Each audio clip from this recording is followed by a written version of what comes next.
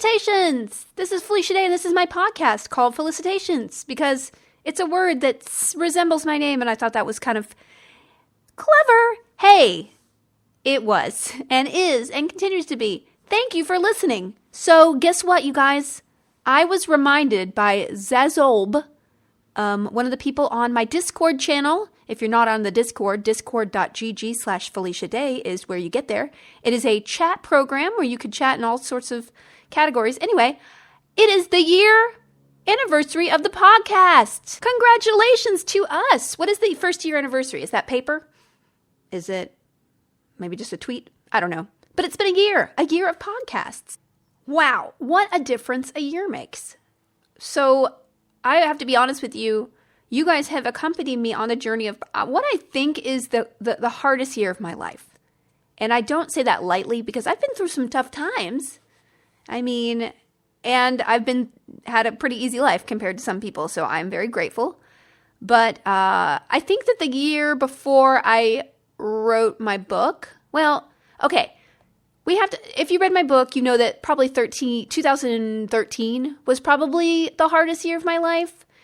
And that was when I had that whole nervous breakdown thing, because of overwork and stress and stuff. But I do have to say that this last year, from this time last year to this time now, has been extremely difficult. And that is because I think of sleep deprivation and hormonal problems with being a lady, a mom. So I've recently kind of discovered that the last 6 months especially, I have had some deep depression issues. And I've had a lot of anxiety and insomnia issues, which I have talked about copiously. And I've been doing some research in preparing for getting more help with it. And I realized that the weaning process of no longer feeding my daughter with my boobies has actually probably been a 1-to-1 ratio of why my mood and my why I've been so up and down and crazy and just not functional as a human being. And no one told me this. Literally, no. Everyone said, there'll be a couple of weeks where you might feel sad. That is not what has happened. I have had craterific mood swings. Now, maybe I was already a kind of a moody person, and I already had issues with my anxiety, and it just multiplied them by 20-fold. So it's exacerbated itself because the anxiety fed the insomnia, and the insomnia fed the anxiety, and blah, blah, blah, blah, blah, blah. So I have to tell you that I'm feeling much better. I'm definitely on the incline. And, but yeah, when it's a very delicate balance, like a little seesaw. And then, because the mood swings are so crazy. And then if one little pebble gets dropped on it, it's like, you fly to France. By the way, got a good story about that after I finish whatever it is I'm talking about. So I want to thank everybody for staying on this journey with me. Of me kind of ranting into a microphone. It has really kept me sane. I've gotten so much good feedback over the year, meeting people at events and just online and things like that, of being transparent and forthright and sort of, hospitable with my voice. So I have had such a good time. I'm not going to take the beta quite off yet until I get a network and I'm actually up and running and doing guest stuff and stuff. We're going to stay beta. Because I noticed that when I set the bar really low, I do my best work. Not the bar when I'm sort of just having fun. And this is really fun for me. So thank you. It's been a year. Ding ding. 1 year I'll do I don't know. One day I'll do some sound effects or something. Nah. Okay. So I have been negligent. Really, I owe you guys another podcast. It's been, I think, 4 weeks. So 2 weeks ago, I came down with the worst cold. I wonder why. Baby. Yeah, some kid. These kids are just oozing from every orifice, all right? And I don't know how they do it, but they transfer those germs right into whatever orifice I have. Boom. And I'm knocked out. And because I've had insomnia lately, I've had a lot of sort of anxiety issues about my career and thinking 10 years in the future when I should just be thinking 1 or something. I have a tendency to project myself in the future, but not in an accurate way, only in picturing the bad things that could happen, not the good. And so that's something I need to work on. So anyway, the anxiety has, and so I got sick and I couldn't sleep, and that just kind of fed everything. And I knew that I had to go to Paris. So last Wednesday, I left for Paris. And the week before that was a nightmare because I was so sick. And I knew it was leading up to the fact that I would leave the baby. And I have had real anxiety separation issues with the kiddo. I don't know. I didn't know this happened. I was, it hasn't happened consistently. It's happened like every other trip. Well, this one was the worst because I hadn't slept and I was very anxious. So I kind of grappled with that. And I got no sleep. I had to go on antibiotics because it got into my chest and I started hacking up, like very strange things. Not like, full on chunks of animal. Not animal, but it looked like it. If I were like a tea leaf reader, I could probably just be a loogie reader. And it would have been a bad fate for me. So that happened. TMI. Oh my God. I'm going to have even more TMI in a second. So Wednesday came. And that morning, I was feeling a little bit off. I was feeling kind of like, when you get like a really bad cold or a flu or something, you start getting like a chill, but you're also hot and your joints hurt. And so I don't know whether this was part of the disease that I had the week before. I don't know if it was food poisoning, y'all. I don't know what. I don't know if somebody was just like, we don't like her. So let's make her first me time in 2 years without the baby miserable, because I was leaving a day and a half early so I could have me time in Paris. It's one of my favorite cities in the world. I haven't been in years. The first time away from the baby alone. I was going to bring a friend, my brother, but he bailed on me.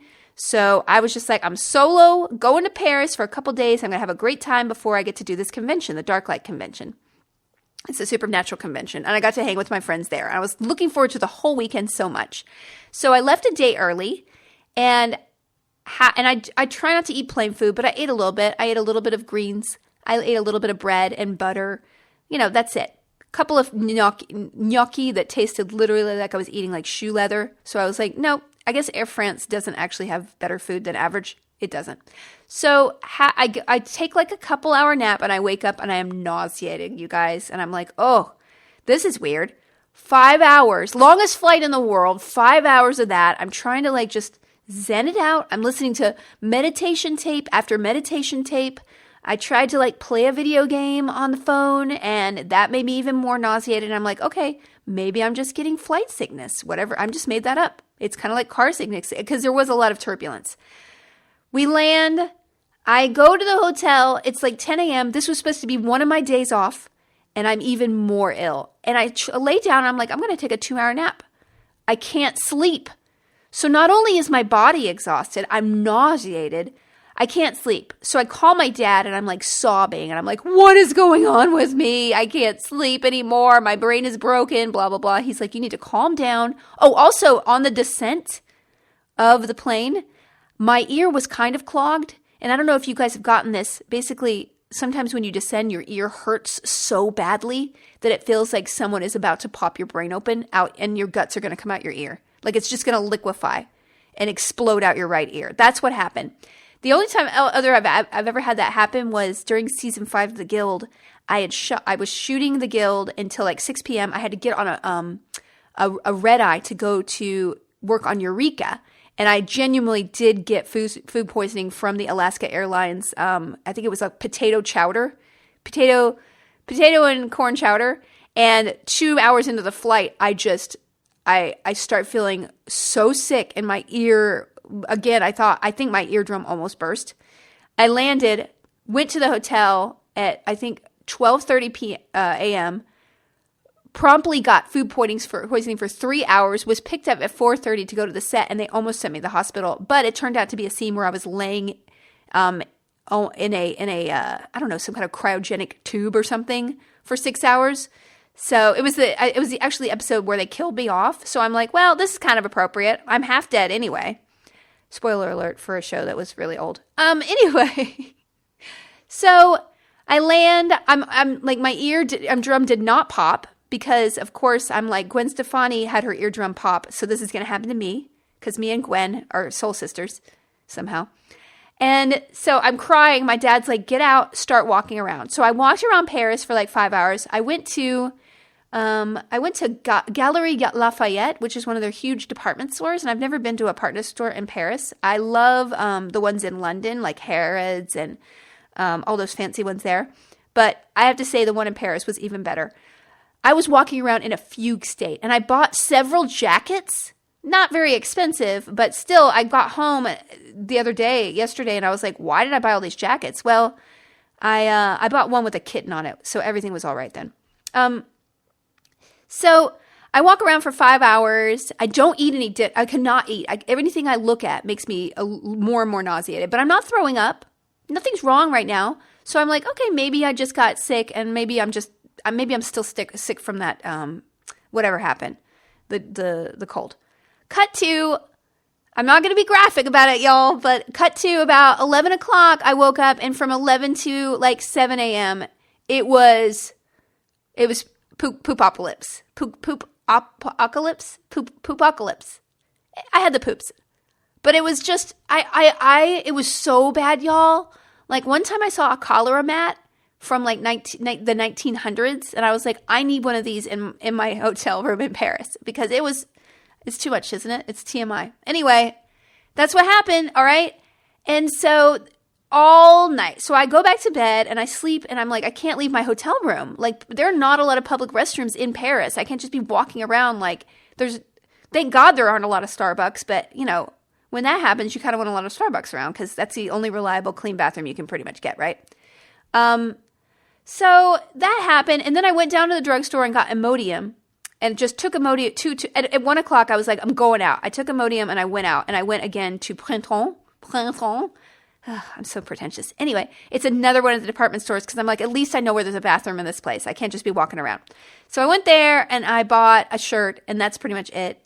And I had a nice 3 or 4 hours. Again, I can't eat. So the sum total of what I've eaten in 48 hours at this point is one mini croissant. Not good. And a bunch of water. So I go back to the hotel. I'm so tired. I go back to bed. And guess what? I should not have taken that Imodium. Because, by the way, I had stomach cramps all night, because the Imodium plugged up what I should have been getting out of my body, because I had to go to the department store. So that was all night there. I didn't get any sleep. Cut to Saturday morning. I have to go to the convention. I am spackling. I'm not even kidding. I'm using my hand as sort of whatever you use to spackle. One of those, like a shovel. What are they called? Let me look it up. Spackling knife. It's a spackling knife. That's what I needed to be able to make my face look okay. And I went to the convention feeling still sick, y'all. Still sick. Still with the poops. So, but I have to say, I'm really proud of my makeup, because I look at pictures online that people shared, and I look pretty. I don't look great, but I look passable. I look decent. And so basically I just I laid on a couch every single second that I wasn't doing something at the con. And if you've ever met me at a convention, I am like the Energizer Bunny. I love meeting people. I love talking about the shows I've been on. I love learning about people and their jobs and why they like the shows that I'm on and their background with it and just who they are. Like, I met people from Brittany and people who own wine vineyards and things like that, and just fascinating people. And that's what I love. I really feel like I'm privileged to be able to be exposed to the world and so many interesting people through these events that I get to do as part of my work. So it was a low-key situation, but let me just tell you, 4 o'clock rolled around on Saturday and boom, I felt like a new woman. I walked out of there and I was like, oh my God. So I don't know if I just got rid of something that was inside my body that was just literally poisoning me from the inside out, that was obviously in my poop chute, or I'm not sure. But so that's why I kind of suspect maybe I had food poisoning or maybe not. Sum total, it was about 40 hours worth of agony, which I probably prolonged because I wanted to go shopping. So there it is, guys.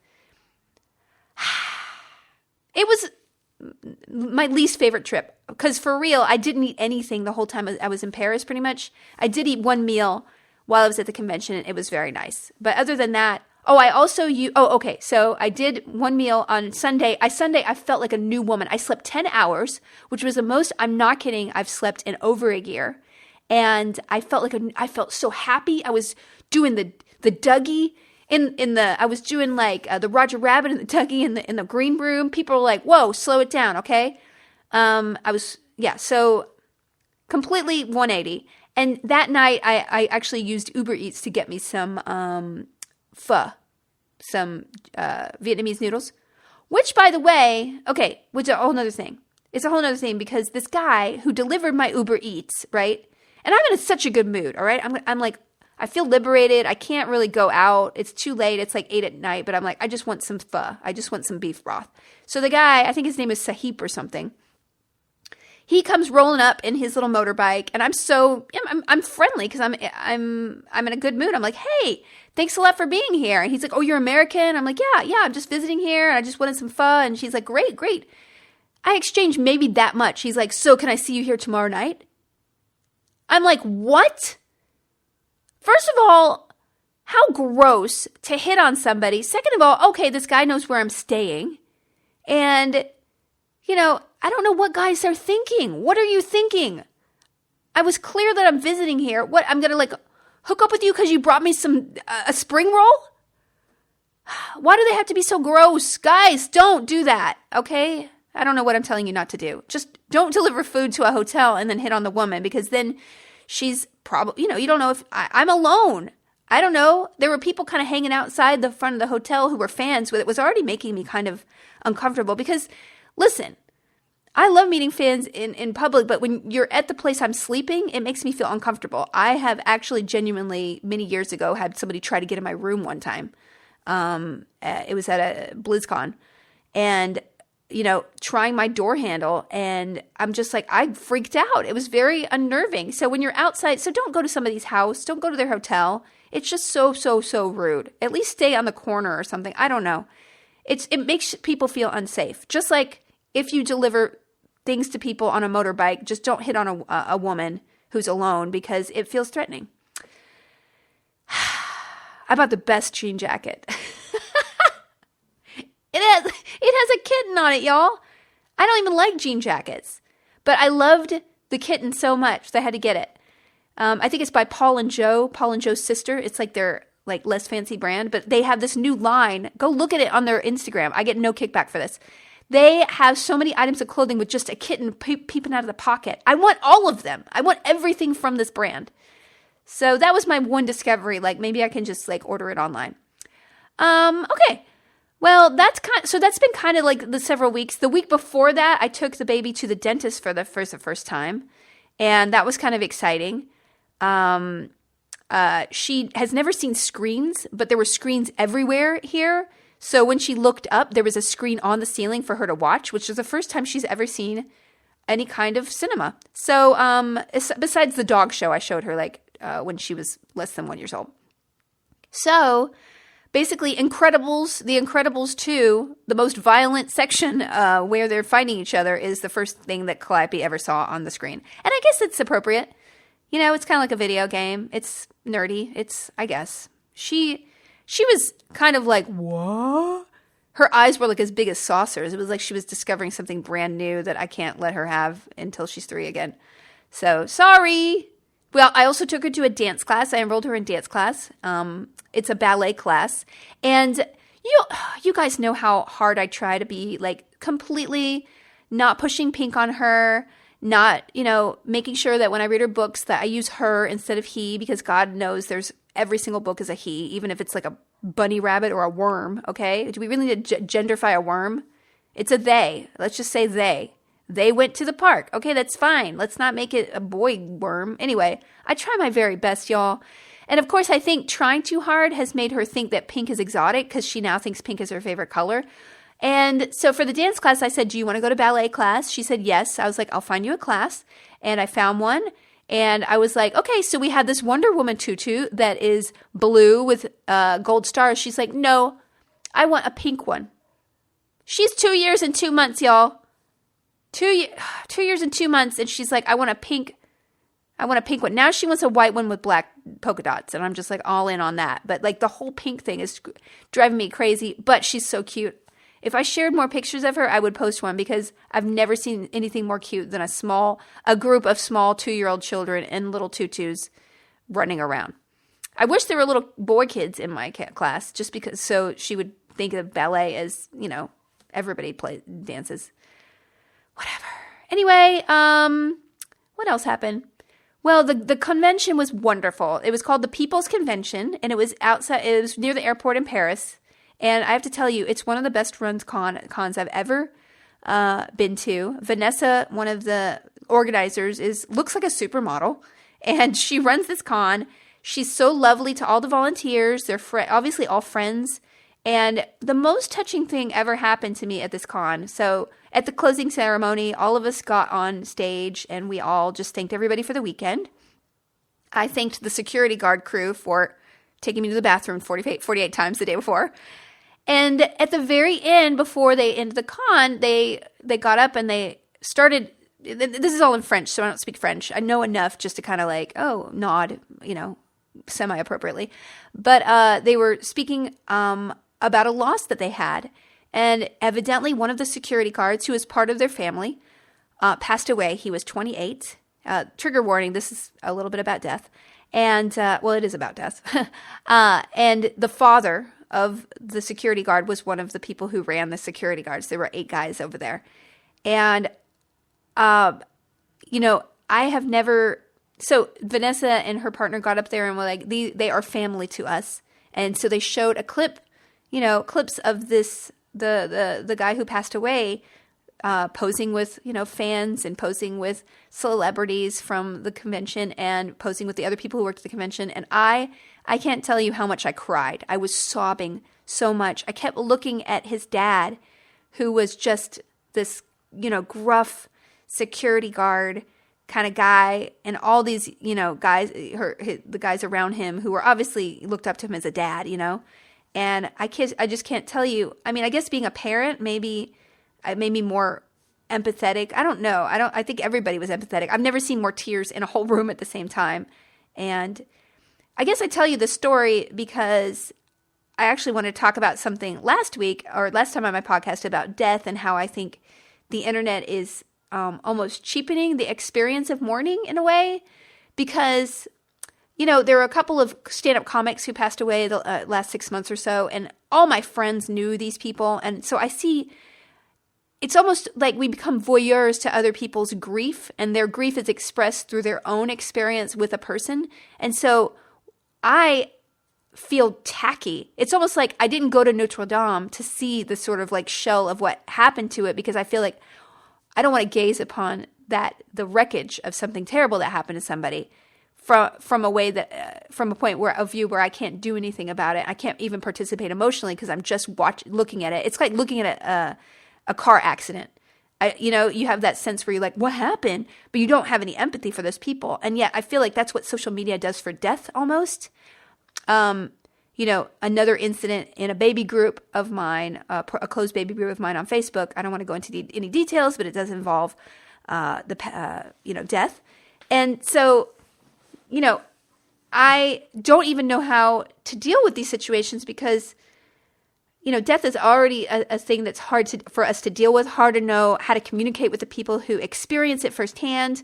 And yet we've made sort of a public spectacle of people dying in order to quote unquote celebrate them. And yet are we teaching ourselves to be inured to it because we're not really emotionally engaging with somebody. We're just kind of seeing a remnant of other people's grief on this person. Or is it an actual celebration of the person, and would they appreciate like a random person like me who never had anything to do with their life, giving them a passing thought and then moving on? I don't know. I mean, I think when if you really think about it, nothing lasts except for the people who really love us and carry the memory of us in their hearts, right? And so when you invest your time, who are you investing it in? Are you investing in a bunch of people who won't really care whether you're gone or not? Or are you investing it in the people who really love you and you've changed their lives and they've changed yours, right? And that's how I kind of started paring down my social world after I had a baby, because I don't have the bandwidth. And I noticed that I would give more attention to people who were persistent versus in my world, right? In an organic way, and I really cared for them. So I started investing in fewer better, in a sense, and that's what how I approach social media again as well. I invest heavily emotionally in the people in my Discord and my Twitch more than Twitter or Facebook, because I don't know everybody. I'll never have as intimate a relationship because I'm not exposed one-on-one to as many people in those venues. So bring it back full circle about the death thing. Like, in being able to experience this group mourning in a real way and be emotionally invested in it and be there for the people who are actually firsthand affected by the passing of this security guard, it made me realize in an even more acute way the sort of the sad nature of the idea of mourning on the internet, and how it kind of encourages us to deal with death in a more superficial way because we're not being emotionally invested in it. So I guess my takeaway is that if I to not just like looky-loo somebody else's tragedy, but to really dive in and become emotionally involved in whatever it is that happened in a real way, at least to me, and that is a better honor to that person than just kind of skimming a headline and sort of like, oh, how did they die? Or, I don't know. Does that make any sense? When I try to be profound, not profound, but just think deeply, I kind of get like the sweats because I'm like, is someone listening to this and thinking she's in a much too deep a pool than she really should be swimming? Hey, let's talk about nerd stuff. Yeah, I don't know. Also the other thing I wanted to, a couple other things I wanted to talk about. God, will we get to questions this week? I don't know. I had the most, so one question really stuck with me at the convention this week, and I wanted to bring it up. An incredibly adorable, chicly dressed girl, she's probably 25 or something, asked me in a sort of one of the discussion groups. She said, I get so much pushback for being into nerdy things, and how do I prove to people that it's okay to like the things that I do? And of course, I had to tamp down my rage to think that this beautiful, inside and out girl who is dressed better than ever I will ever dress. She's dressed like total French chic. And so the fact that she would have to ever defend who she is to anybody else is enraging to me. So I calmed that down. I was like, well, listen, you're adorable. And the fact that, we don't owe it to the world to dress like we're on the Big Bang Theory in order to be who we are. Like, it's not on me to prove that I should be able to do anything to anyone else, for anyone else. I don't need to wear a nerd t-shirt and show and prepare everybody else that I am a nerd. It's like my daughter. I don't dress her in pink to be able to show the world that she's pink so they don't make a mistake in their stereotypical assumptions about her appearance. Same thing with us. Like, I wear a lot of nerd t-shirts. We don't have to wear nerd t-shirts. We don't have to label ourselves for other people. And there's no reason to be ashamed of what you like.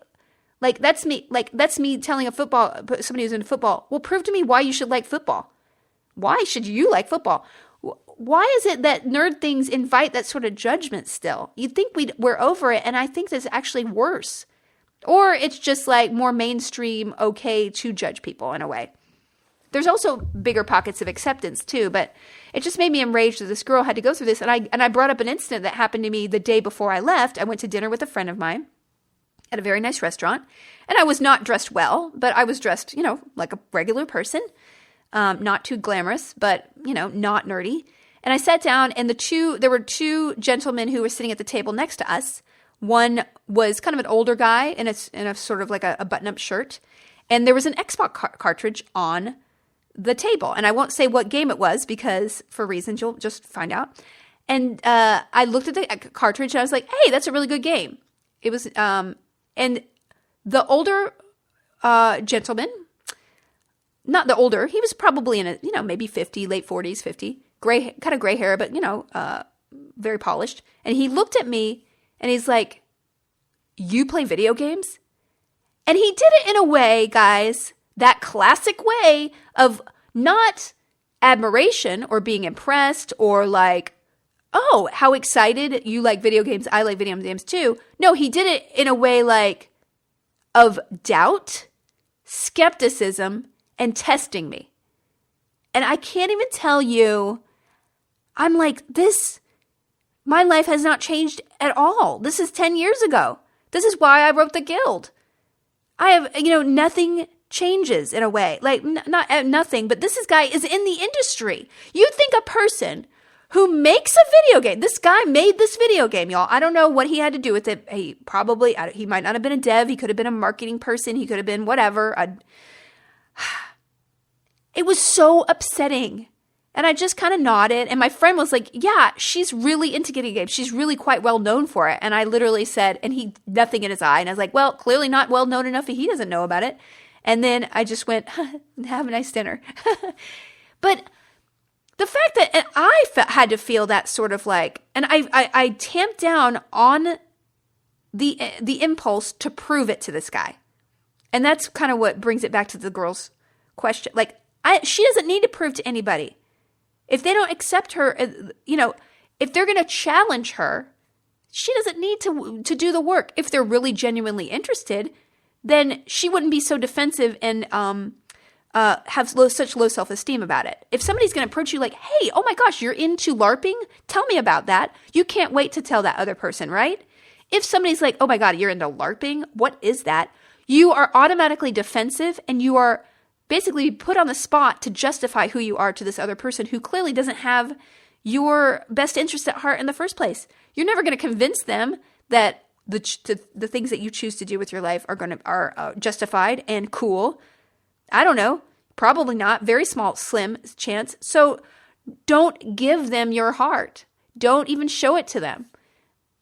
Yeah, I guess that's my word of the day. All right. Well, let's see. What did I do this week? Well, I read a lot of books.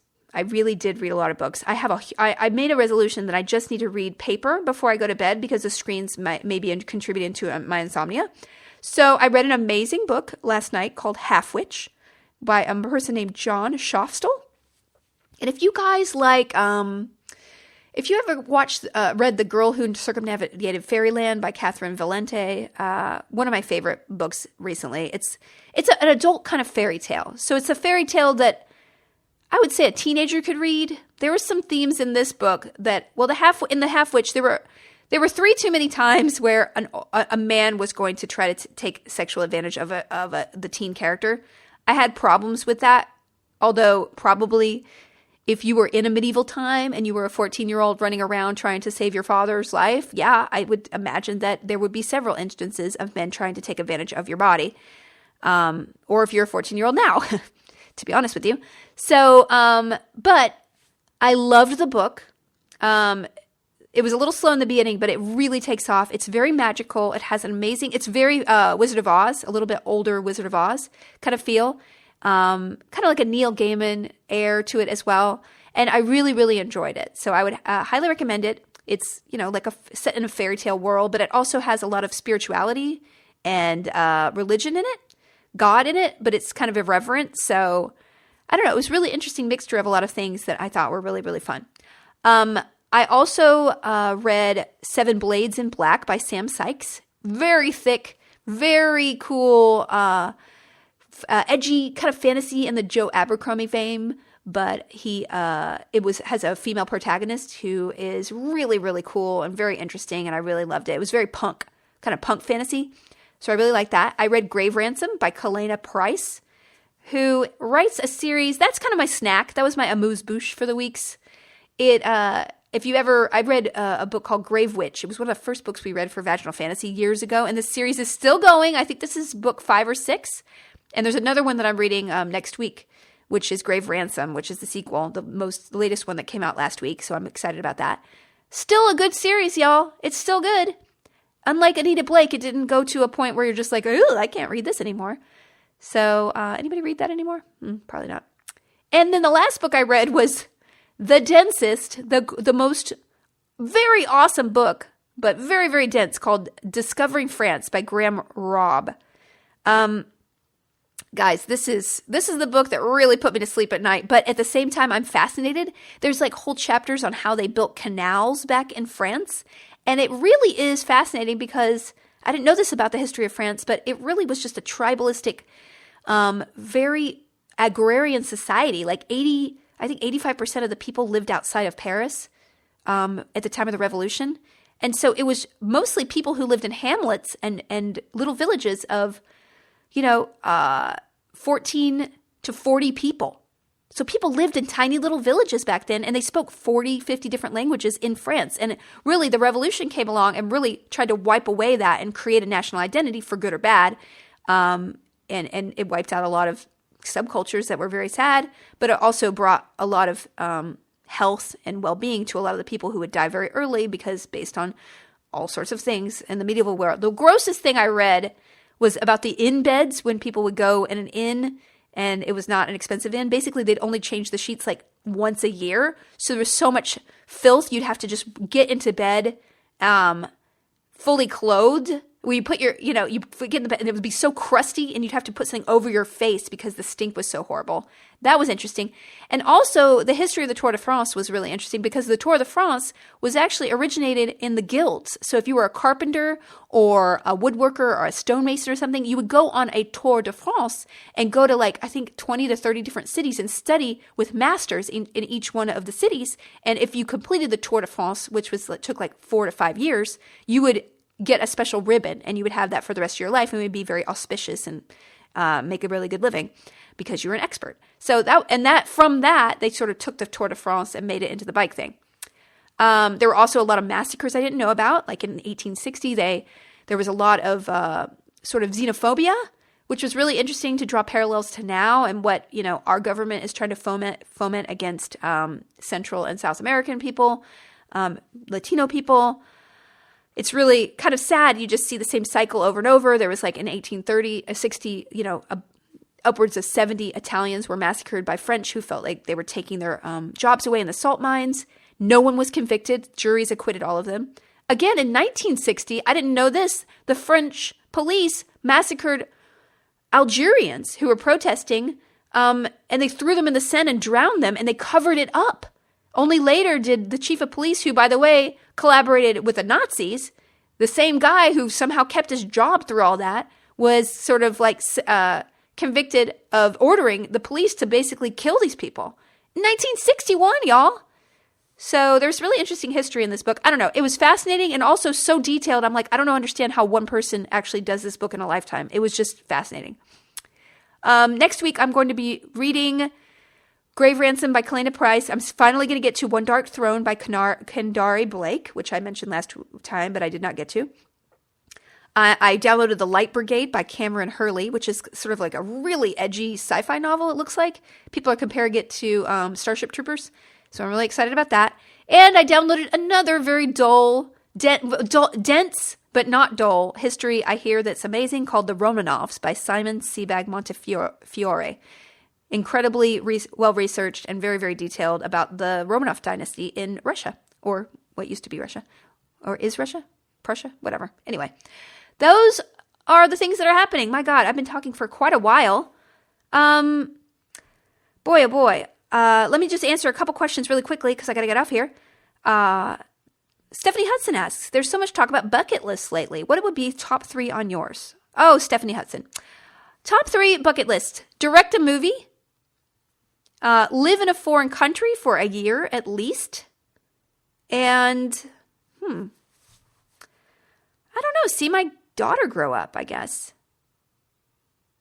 I guess. Or, well, I would really like to write a fictional novel. So those would be my top 3. Survive my hypochondria would be, I don't know if I'm going to do that. All right. Those are my questions. I would love to hear you guys's. I want to hear them. Please, if you have, if you leave a comment or just share it with me, I'm just interested to see what other people's bucket lists are. Let's see. I'm going to answer one last question. That'll be it. Naturofan616 asks, I want to listen to my natural instincts on what to do with my career and my life. But with the noise of daily life, I wonder if I'm missing important signals or opportunities. Do you have any advice on how to pay attention to and encourage that part of yourself? Well, this is a good question. I constantly struggle with this, and I feel like, sometimes I feel like had I not done, I don't know what kind of creator I would have been had I not ever done internet content. I don't know if I would have ever created, because for me, external gratification is so key to get me to motivate myself. And so, but I think that's kind of toxic because I don't know if I'm on any given day, I don't know if I'm motivated to do something because people will like it or I genuinely want to say it. And I say that to you guys completely transparently. It's always a struggle. Especially in a world where, you're selling something to consume generally. If I'm producing a show or trying to think of a TV show or trying to write a story or whatever, like there's always a balance between commerciality and artistry. And I think that you're right. Our signals do get very jumbled. And with the noise of just constant input of emotional buttons being pushed by social media and just demands on our life, like I don't know if we're ever acting in our best interest unless we take a little bit of time to really center ourselves in who we truly are. And so I think my best advice to you would be never start the day out reading email or doing social media until you do something creative. If possible, do some journaling before you create, or just daily journaling, or even listing of things to just kind of dump out. So you get all this stuff, because I feel like, it's kind of like you want that creative center. It's like a 20-layer cake. You want the cream in the center, but you got all these layers on top of it. That's not a good analogy because I don't know about a 20-layer cake with cream in the center. Whatever. You have to clean yourself off. Like, it's kind of like the bottom of a boat. All the great stuff is under there. You just have to take the time to do some scraping to let it breathe to be able to get to the world. And so I would totally advise everybody to, if you have the impulse to check social media, why not just write a sentence instead? Or do a doodle.